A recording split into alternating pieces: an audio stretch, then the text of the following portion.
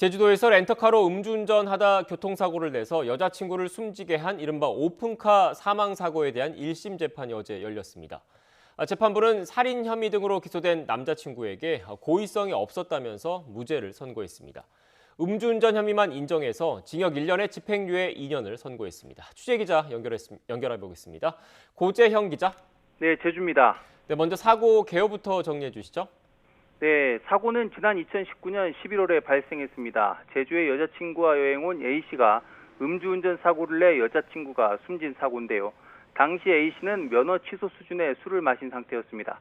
피해자인 여자친구와 헤어지는 문제로 사고 당일도 다툼이 있었는데요. A씨는 좁고 굽은 시골길을 시속 110km 이상의 속도로 급가속해 달리다 사고를 낸 겁니다. 피해자인 여자친구는 충격에 튕겨나가 머리 등을 크게 다쳤는데 치료를 받다가 지난해 숨졌습니다.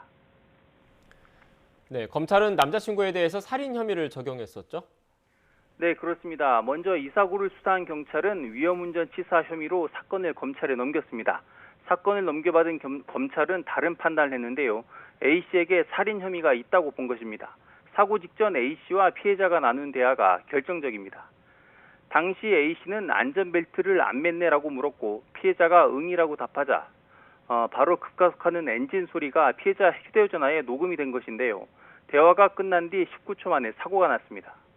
검찰은 A씨가 피해자를 살해하려는 미필적 고의가 충분히 있다고 보고 살인 혐의로 기소했고 징역 15년을 구형했습니다. 이에 대해 A씨 측은 사소한 말다툼으로 연인을 살해했다는 것은 말이 안 되고 살인을 계획했다면 안전벨트 미착용 여부를 알리지 않고 차량을 운전했을 것이라고 맞섰습니다. 네, 1심 재판부는 A씨 살인 혐의에 대해서 무죄를 선고했습니다. 검찰이 예비적 공소 추가를 안 한 것에 대해서도 언급한 것 같더라고요. 네, 그렇습니다. 1심 재판부는 살인 혐의에 대해 무죄를 선고했는데요. 재판부는 A씨가 피해자와 다툼이 있었어도 앙심과 원한 등 살인의 동기가 없다고 봤습니다. 또 지붕이 없는 차량 특성을 볼 때 사고가 나면 A씨도 생명이 위태로울 수 있는 만큼 범행 수단으로 오픈카를 선택했다는 것도 인정되지 않는다고 판단했습니다. 1심 재판부는 살인 혐의는 무죄를 선고했지만 검찰이 위험운전 치사 혐의를 예비적 공소 사실로 추가했다면 그것도 판단할 수 있었을 것이라고 밝혔는데요.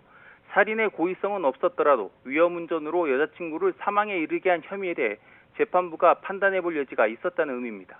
피해자 측도 한 사람이 숨졌는데 처벌받은 사람은 없어진 것이라면서 살인 혐의를 위험운전 치사 혐의로 공소장 변경이 가능한지 알아보고 있습니다. 다만 남자친구 측은 너무 억울했고 살인은 아니라면서 피해자에게 미안하다는 뜻을 밝혔습니다. 검찰은 이번 판결에 대해 검토하고 항소 여부를 결정할 방침입니다. 지금까지 제주에서 YTN 고재영입니다.